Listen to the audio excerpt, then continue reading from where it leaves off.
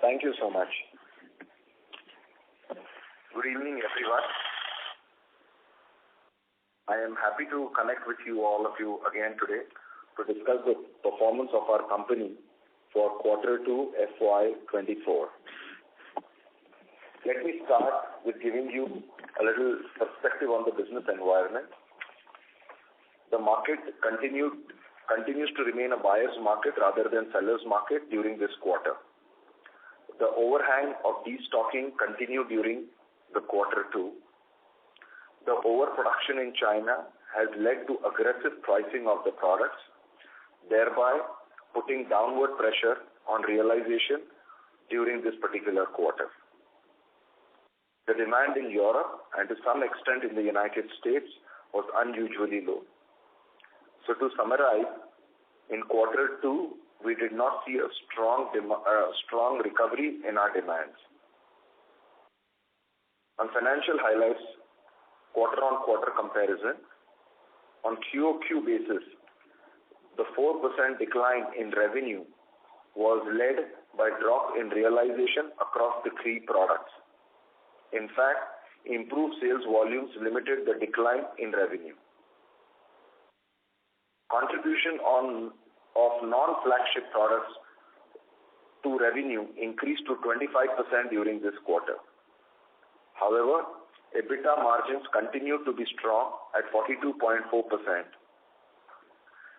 This leads to two important takeaways. One, product diversification and geography diversification has gradually started to reflect.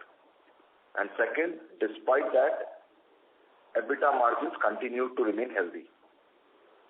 EBITDA margins are higher on QOQ basis by about 1%, led by lower consumption prices. PAT margins are lower on QOQ basis due to lower non-operating income.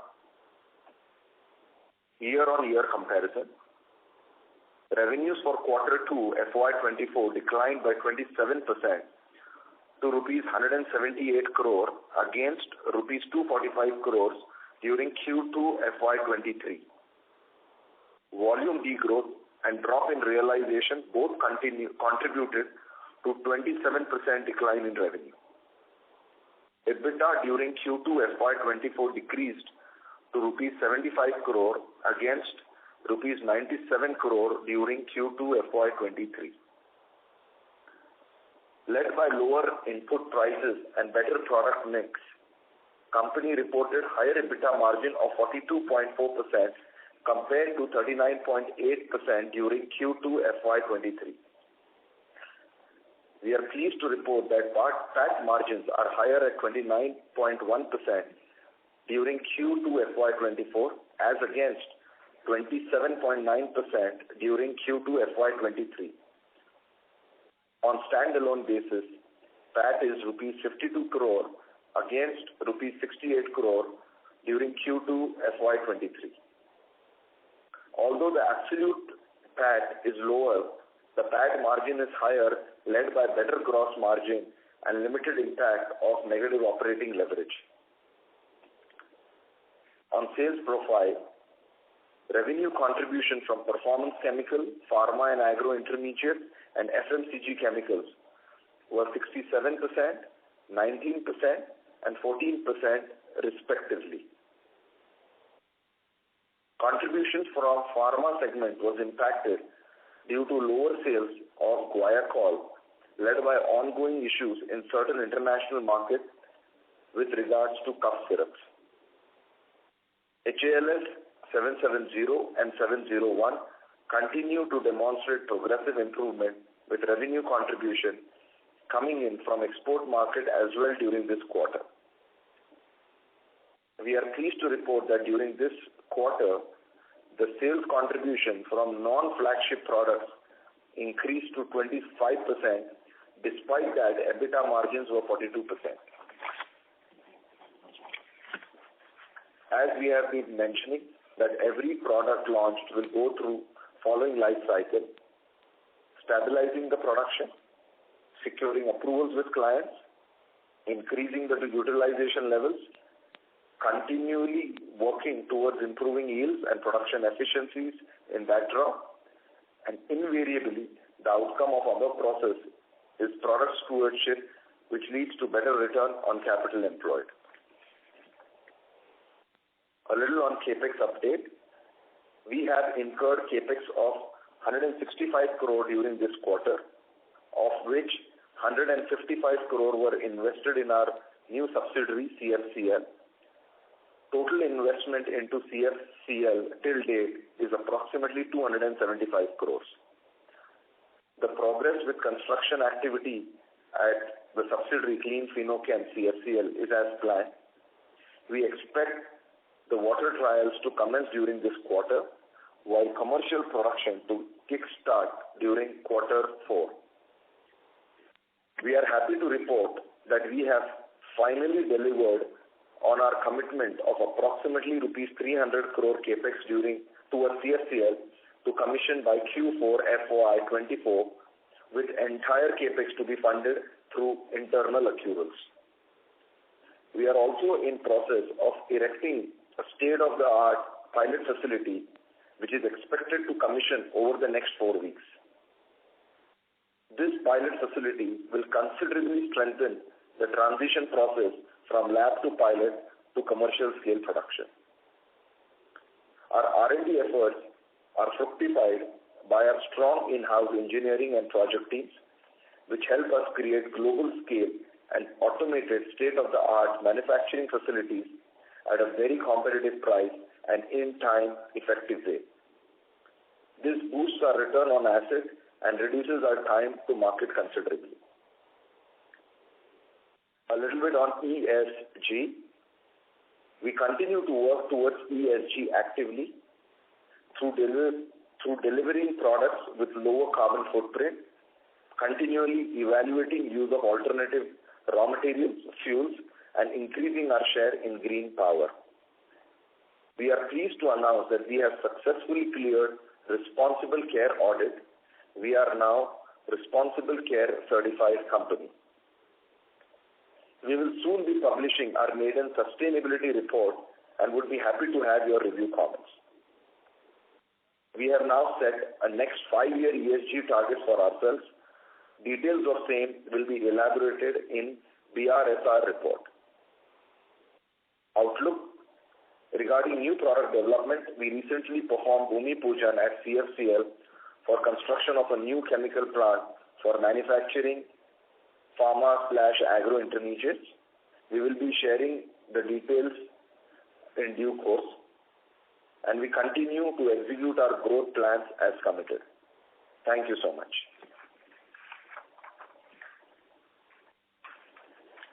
Should we open up for questions?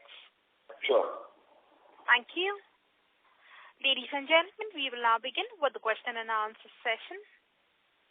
Anyone wishing to ask a question may please press star and 1 on your touchtone telephone.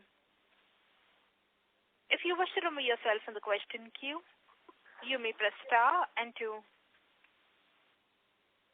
Participants are requested to use handsets while asking a question. Ladies and gentlemen, we will wait for a moment while the question queue assembles.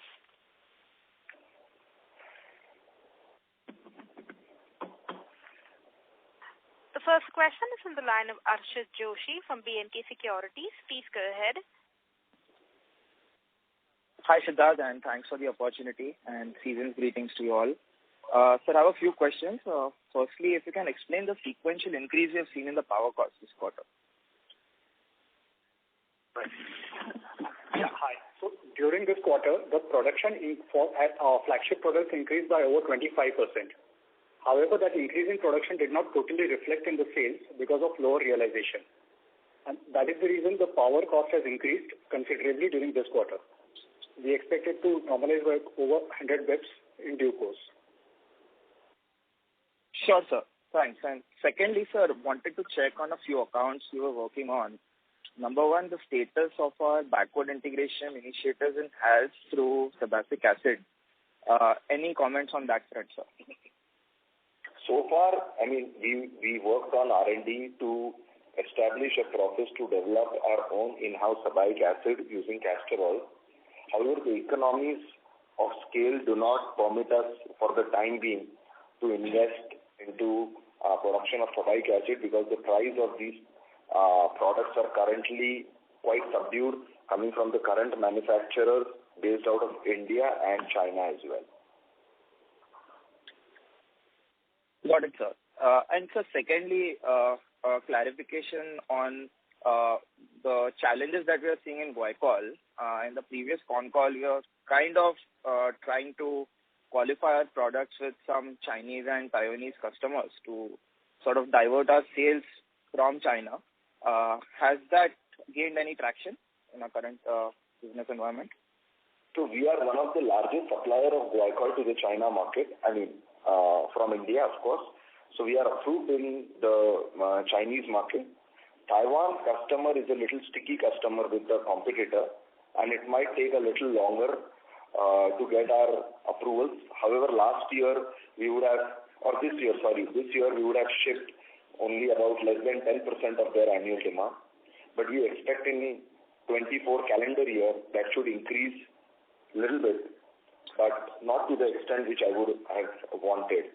So we would look at some other avenues to sell Guaiacol, particularly in the vanillin market in China. Got it, sir. So just one last, if I can squeeze in.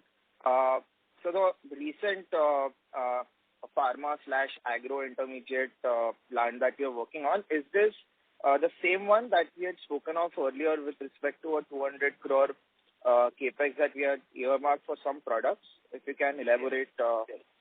Yes. So this is a part of that capex. So this is the first product out of the HALS, which we had discussed of about 200 crore capex. So this is the first molecule out of that. Understood, sir. Great, sir. Thank you and wish you all the best. Thank you, sir. Thank you.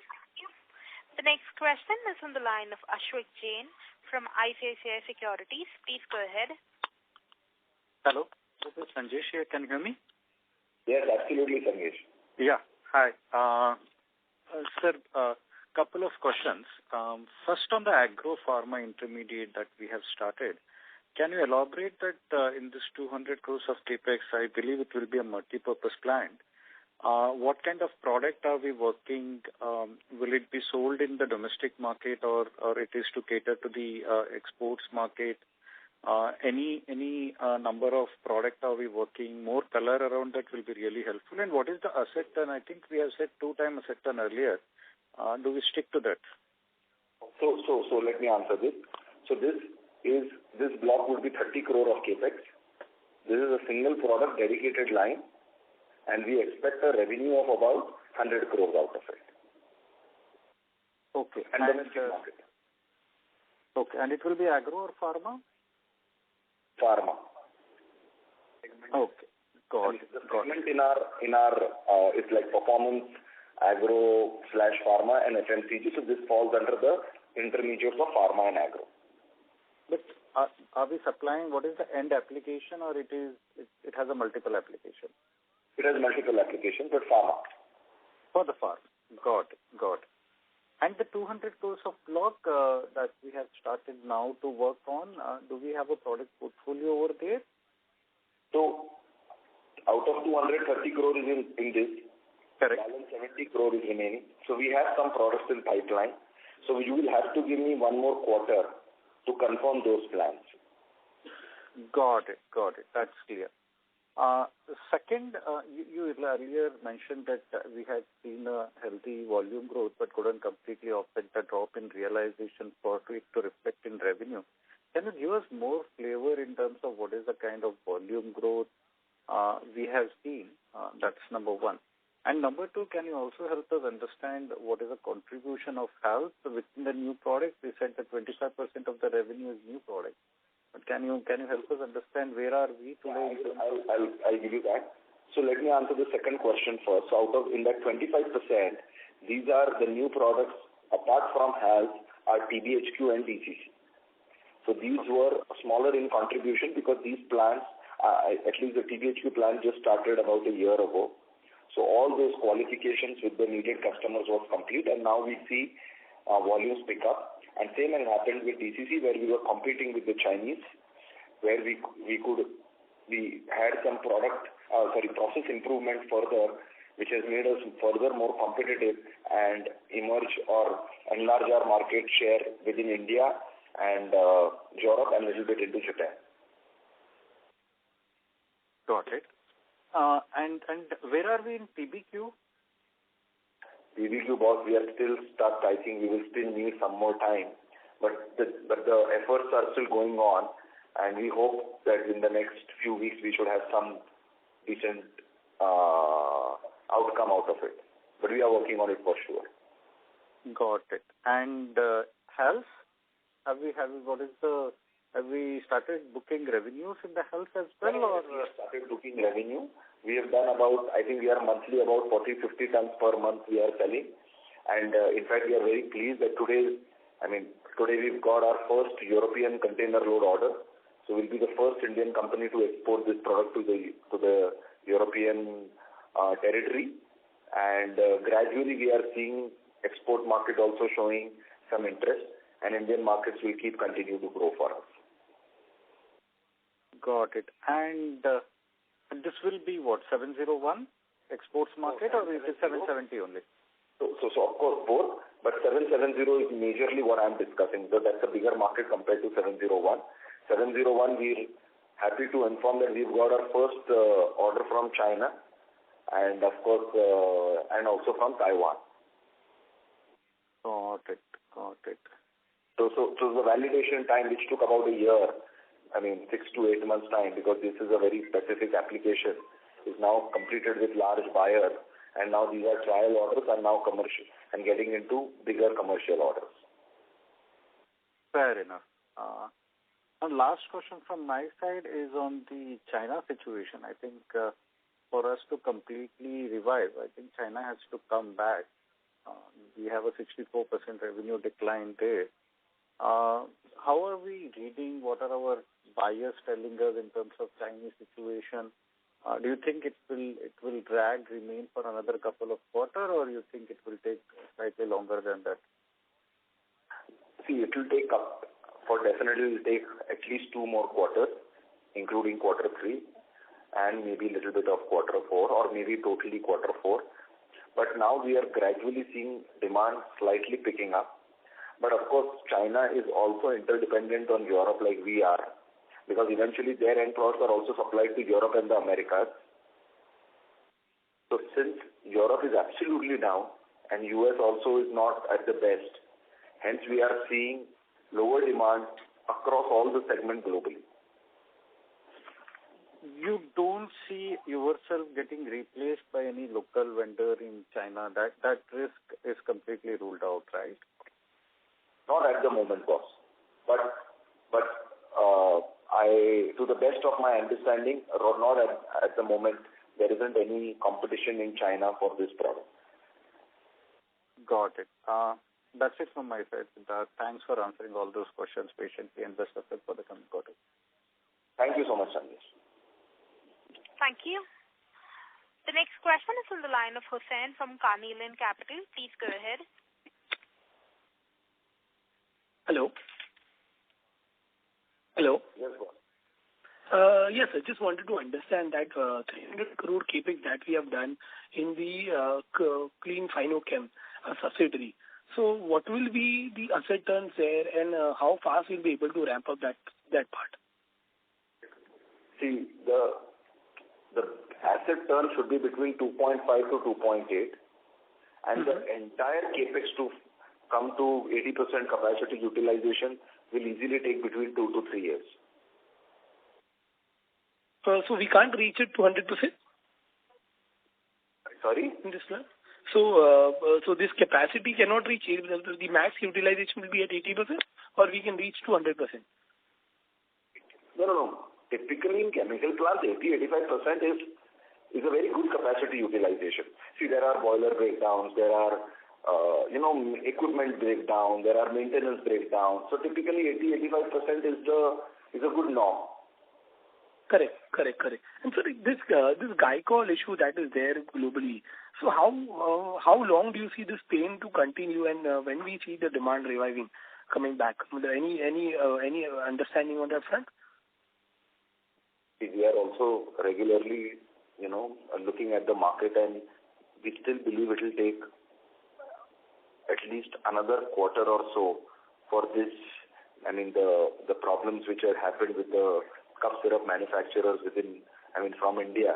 I think it will at least take a quarter more for all of them to clear off their names and the demand to again come back to India. Okay, got it. And so lastly, on this agrochemical intermediate that you said we are investing approx 200 crores in this new agrochemical intermediate. So any specific products that are there, will it be margin accretive? Some color on that if you can share with us, how it will be in times to come? Even Sanjesh asked the same question. The answer was, it is not 200, it is 30 crore. Okay. It is a pharma intermediate. The revenue expected is about 100 crore, and major market is Indian market. So out of 230 crore is this, 170 crore, the products are still to be announced to the market. Okay, got it. So that's it from my side. Thank you. Thank you, sir.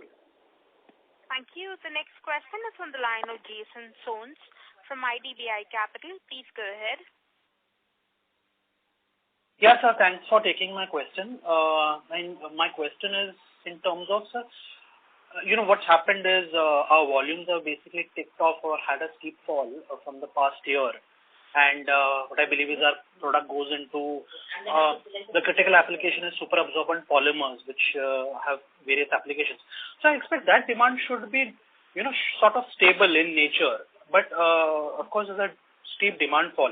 Now I can see that China has markedly slowed down. There is a steep increase in interest rates all over the world as well, which is having an impact. But could you give us some more color, as you've spoken about in the presentation, that 2/3 is basically a volume drop. So what is the exact reason for this such a sharp fall in volumes? More color on that. I wanted some more color on that.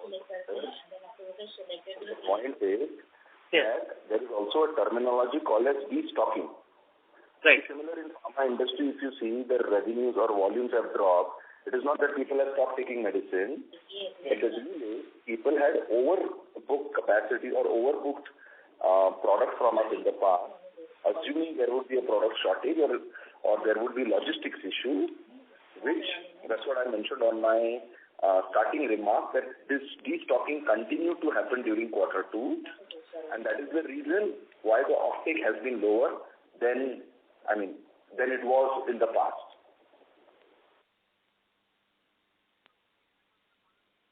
Okay. Sure, sir. Yeah, sure. Thanks for that. And so just wanted to, just a clarification, this Clean Phenochem, basically this, whatever capex you're putting into Clean Phenochem, is that particularly going to be only for HALS? No, sir. Basically, Clean Phenochem, it's a very large facility. The land is about 35 odd acres. There will be at least 5 or 6 more facilities like HALS to come in there.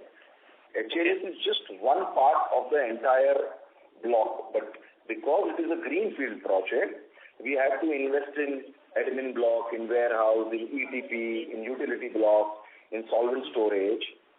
So the entire thing is building up. But like if you see the new facility, which the new pharma intermediate which we are starting, the only production block cost is only about 30 odd crores, which will give us the revenue of 100 crore, because all the other ancillaries are made with the HALS. I hope I am able to explain you. Yeah, sure, sir. So HALS is only a part of it. You are, of course, going to do more capacity expansion in that large piece of land. Basically, that's what you said. Absolutely. So there will be a lot more products coming into that facility. Right. Sure. And so lastly, just wanted to know if you can share Concall, sir, how much percentage of revenue does it contribute to?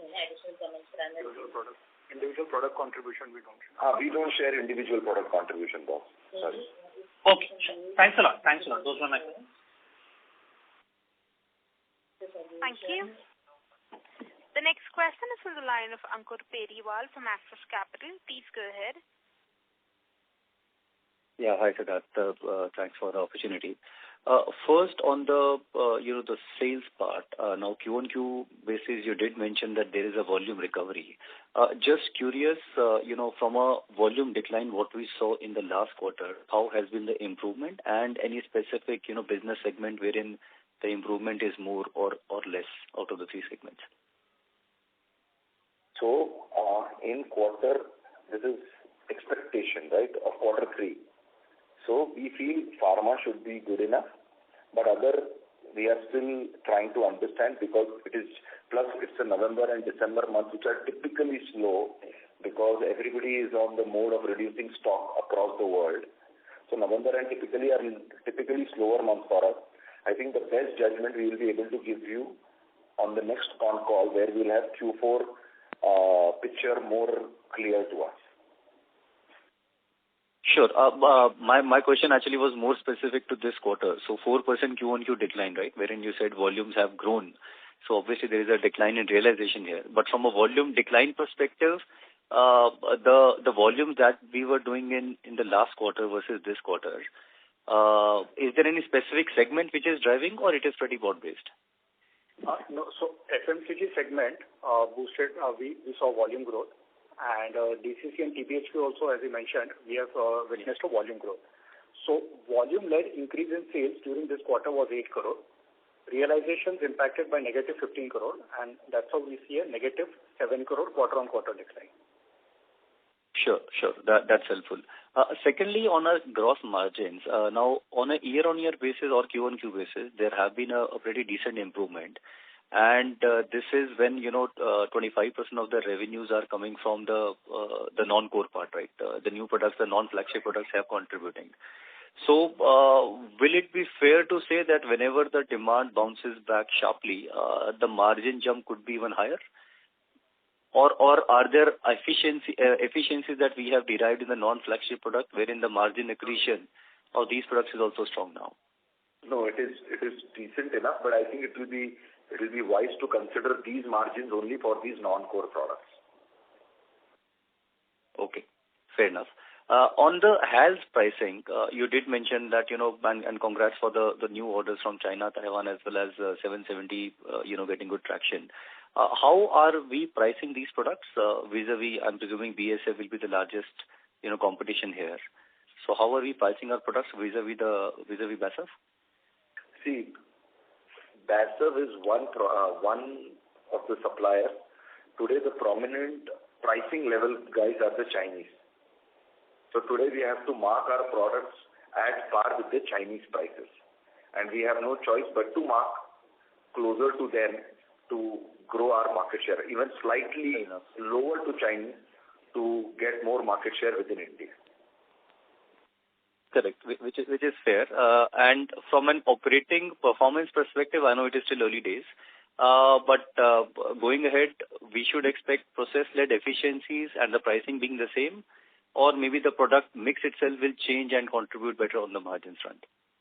Both. I think one, even like I mentioned during my talk also, that China has cut prices across all products and all segments, which might improve in the future, which I am not very sure about whether it will happen in Q3 or Q4, but that should happen. So once once Chinese start raising their price, we will be able to also raise our prices, number one.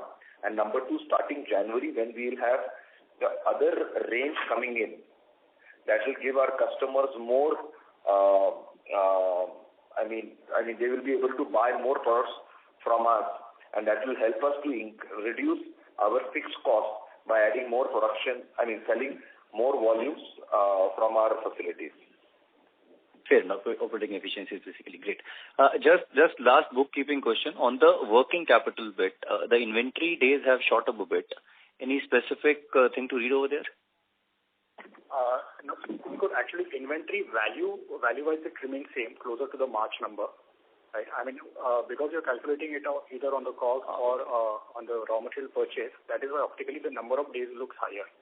But if you look value-wise, it's almost in line with the March number. So volume-wise, the numbers would be higher because, the raw material prices have come down as well. So Yes. So it's essentially the WIP stock which has gone up. Okay. Because of the dispatches that we have been doing now. Yeah. That explains. That's it from my side. Thank you and all the best. Thanks. Thank you, boss. Thank you. The next question is on the line of Abhijit Akela from Kotak Securities. Please go ahead. Yeah, good afternoon, and thank you so much for taking my questions. Just with regard to the outlook for the second half of FY24, given that it's likely to take another couple of quarters almost for demand to come back, so, should we sort of expect that, volumes gradually pick up from the levels of 2Q over the next 2 quarters, or should we, continue to work with these volumes and pricing also remains around these levels? How would you sort of, expect things to shape up in the next 2 quarters? No, boss, no forward-looking statement. We'll see as it comes, because we are also amidst trying to understand where the markets and where the world is leading to. Okay, fair enough. Then just on the 2Q results, I'm sorry, I wasn't exactly able to understand the reason for the increase in power cost on an absolute basis. I guess you were mentioning maybe that in percentage terms it's gone up for, some reason, but why the absolute increase quarter-on-quarter? And also, if you could please just share the breakdown of volume versus price on a year-on-year basis for 2Q, if that's possible. Sure. So first on power and fuel cost, actually the production has increased for the key products by over 25%. However, that production increase is not reflecting in sales because the inventory has also gone up, and also for the sales, the realization has come down. Okay, but with the increase in production, the power and fuel cost has shot up, and as a percentage of sales, because sales number is lower, so as a percentage of sales, it looks even little higher. Okay. So this also explains the increase in inventory in that case. Is that right? Exactly. Okay, understood. Thank you. And also, the volume versus price breakdown for the quarter, year-on-year. Year-on-year? Yes, please, if possible. Year-on-year, quarter-on-quarter? Year-on-year.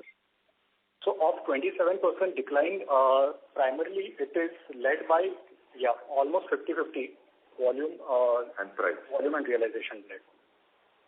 Got it. Thank you. And just one last thing from my side. I believe the agro-pharma project that we had announced a couple of quarters back, right, that for which we have just done the Bhumi Pujan. If I'm not mistaken, the original schedule was maybe to, start construction around July, August, and then commission the plants around 2Q of FY25. So are we still on track for that commissioning timeline, or is it going to take a little bit longer than that? You are absolutely right. We are announced a little earlier, but I think we got delayed because of these market situation, and we were evaluating ourselves. But with Bhumi Pujan happening on 20th of October, you can calculate about 9 months from today, the plant should be up and running. Okay, and then the same time frame for the subsequent products as well, as and when we announce them? No, we have not announced them. We are still under evaluating, but hopefully we shall start announcing as and when we move forward with those. Right, but it will again take 9 to 12 months, is it, to commission those as well? Typically, a block for us takes about 9 months. Okay, great. Thank you so much. All the best. Thank you. Thank you. The next question is from the line of Arun Prasad from Avendus Spark. Please go ahead. Thanks for the opportunity. Siddharth, my first question is on this destocking phase that we are talking about. In last 15 years, you would have seen this kind of a situation a couple of times. So from that experience, can you help us understanding this destocking to, say, restocking? What is the typical timeline in terms of, say, months or weeks you have seen in the past?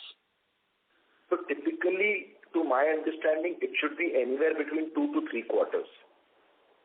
See, this time it is also more. There have been 2 reasons. One, people have really overstocked because of COVID, and assuming there will be logistics issues and all that. And the second big problem happened was the demand collapse when the world opened up. So it has been a 2-sided sword. So we expect it should be anywhere between 2 to 3 quarters of this destocking, depending on region to region, company to company, and product to product. Okay. When you say demand collapse, that you are seeing across all your, say, top 3 products, or it is more specific to more like a Guycon situation, or where there is an uncertainty whether it will come back, or it is more like a temporary setback? See, it was more predominantly in the performance segment. It was more predominant in performance chemical segment, but fortunately, unfortunately, that accounts for the major portion of our revenues, which is about 65 to 67%. We did not see so much destocking issue in pharma, intermediates, or in FMCG segment. Okay. Because our understanding is, if you see MEHQ, which majorly goes into super absorbent polymers, though there may not be any growth, it is more or less kind of a very resilient end consumer demand will be there. So is it really a demand setback in terms of, is it a demand setback or there is a market share loss? That's a key question there. See, if it was a market share loss, we would have known for sure. But I think maybe a little bit plus minus 3, 4, 5%, I am not able to gauge to that extent. But what had happened is because performance chemical becomes the cheap, the lowest in the priority of a purchase manager. But it is one of the most important items. So he doesn't want to stop his production or miss his production because of lack of performance chemical. So I feel there is more stocking of these performance chemicals because these are the tiniest item in the purchase list. So when destocking happened, these items were far more in their warehouse than the major key raw materials, is my anticipation of this entire situation. Hence, we saw more problems in performance chemical rather than pharma intermediates or agro, in pharma, agro, or the FMCG segment. Right. Understood. And looking at the October numbers in terms of monthly volume, how far you are from, say, typically that you will see you will see the volumes in this October, November, December quarter. How far we are from the, say, steady state numbers in terms of volume? I think that I'll be able to tell you in our February call. Okay. My second question is on your commentary on the non-core products like TBHQ and DCC. We have seen fairly volatility in the demand of these products, or there is, I would say, some kind of a seasonality is there. So this, what you are seeing in this last quarter, it is more sustainable, or still we'll be seeing some ups and downs on these? No, these are not cyclical products because TBHQ is used as a stabilizer in edible oil business. And DCC is a pharma intermediate for valacyclovir which goes into ARVs. It's a pharma product. So these are typically decent volume, steady condition product, steady supply products. These are not cyclical at all. So that means what we are seeing, the demand uptick that we are seeing in this quarter, that I think what you are saying is sustainable. You can take plus minus 20%, but these are not cyclical for sure. Right. Okay, understood. And if TBHQ is going to be your major product, can become potentially the major product, your dependence on HQ will also go up? Yeah, we have dependence on HQ, and all products we manufacture are important products for us. We will never manufacture a product which is not important to us, right? Right. But do you have any process which can take care of the HQ production in case this becomes big? Today, HQ is quite abundantly available from India, China, Japan, United States, Europe. So today we have no issues in procuring these raw material, and the prices which we are able to get, these are also quite competitive compared to our competitors. Okay, understood. And finally on Hals, you spoke about the export markets. Can you give a little bit more color on where we are in terms of building relationship, the say end customer and distributor? What are the key pushbacks that you are getting, and how we are going to make roads in these markets? We are actually in a dating phase with our customers. They are evaluating us. We are evaluating them. We are trying to show them what best we can do for them. They are not willing to totally believe us. They want to evaluate us more. It's all dating thing happening. And I think it will take few quarters for the marriage to happen. And this is typically a direct relationship with the customer, no distributor involved in these products, or how it is? Both. Because, say for instance, in India, we have direct relationship with large customers. We also have distributor models because a lot of small customers prefer to get the product in a day's time. Same is in the case with Europe. We have distributor model, and also we are speaking to some large customers if we can. Yeah.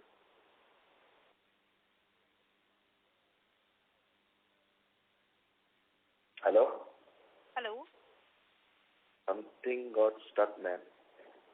Sir, we are able to hear you. Please proceed. Yeah, that was my answer, boss. Oh, all right, sir. Thank you very much. All the best. Thanks, sir. Thank you. The next question is from the line of Manan Poladia from MKP Securities. Please go ahead.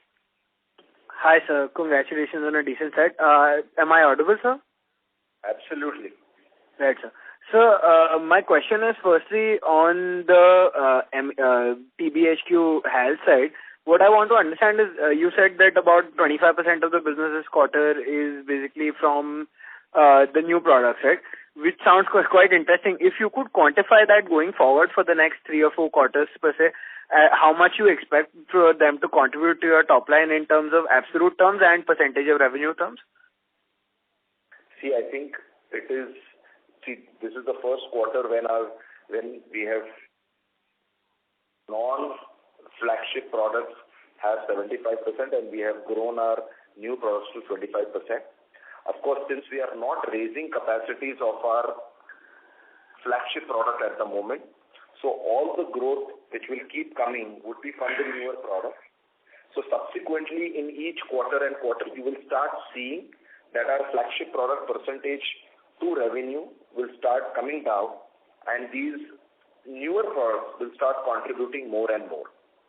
Right, sir. Just to give you exact quarter and exact absolute number, but typically if you see, if we are able to start our HALS with an investment about 200 or 250 odd crore to begin the plant in January, and so let us assume we will have that sales coming up. So when these sales numbers start coming up, my flagship product numbers in comparison will start, the percentage will keep, of flagship will keep reducing and non-flagship product will start increasing. Correct, sir. I understand. That makes a lot of sense. Just a short follow-up on that. So you expect this trend to continue even after your glycol capacities come back to more utilization, right? Yeah. Glycol is a one-off case, but we don't expect that will change the entire scenario, and glycol is still being produced because it is a co-product for us. Correct. Right, sir. Also, sir, just one last question on the CapEx side. You said that you've done another 150 crores this quarter, and we have about 250 crores on the balance sheet, right? What are our CapEx plans for, let's say, the next 3 fiscals? So there will be more projects which are coming up. We have anticipated or we have earmarked additional about 170, 180 odd crores, which will be done, which we will announce probably in the next 1 to 2 quarters for the products which we will start with that investment. Correct. And so that will all be financed by internal accruals, correct? Absolutely. And everything will be happening through our internal accruals. We are sitting on cash of 250 odd crore. So, right. So the new capex will also happen through our internal accruals. Correct. Thank you, sir. Thank you so much, sir. Thank you, sir. Thank you. The next question is on the line of Krishan Parwani from JM Financial. Please go ahead. Yeah, hi Siddharthji. Thank you for taking my question. Just one from my side. I think you mentioned that your health sales have reached 40-50 tons per month. So just wanted to understand what's your internal target, let's say by end FY24 and start of FY25? 200 tons. Sorry? That is one product. That is my target. I don't know how much I will be able to achieve by end of 25, right? So you are talking about, say, probably March 25. Our target is to sell this per month. and new products of this series should also start selling. So we have a big target in front of us. Okay, perfect. That was helpful. Thank you for answering my question and wish you a very happy Diwali in advance. Wish you the same, boss. Happy Diwali.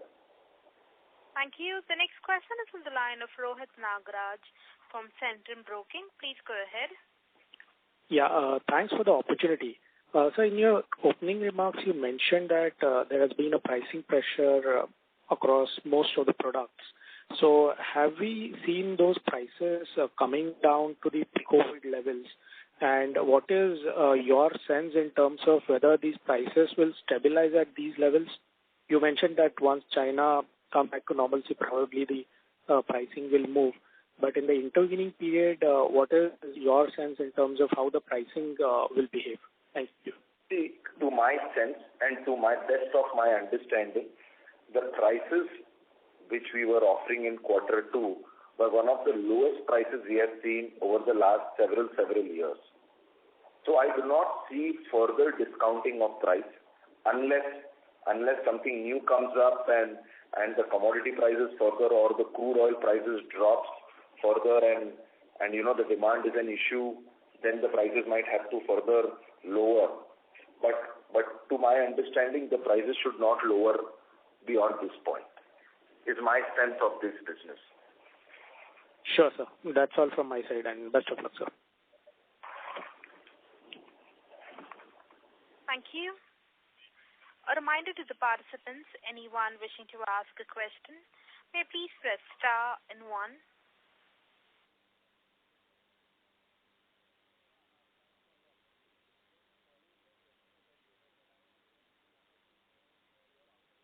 As there are no further questions, I now hand the conference over to the management for their closing comments. So thank you so much for your time and to understand the performance of our company, Clean Science and Technology. Again, wishing all of you in advance a very happy Diwali and a very happy and safe and healthy Diwali. Thank you so much. Take care. Thank you, members of the management team. Ladies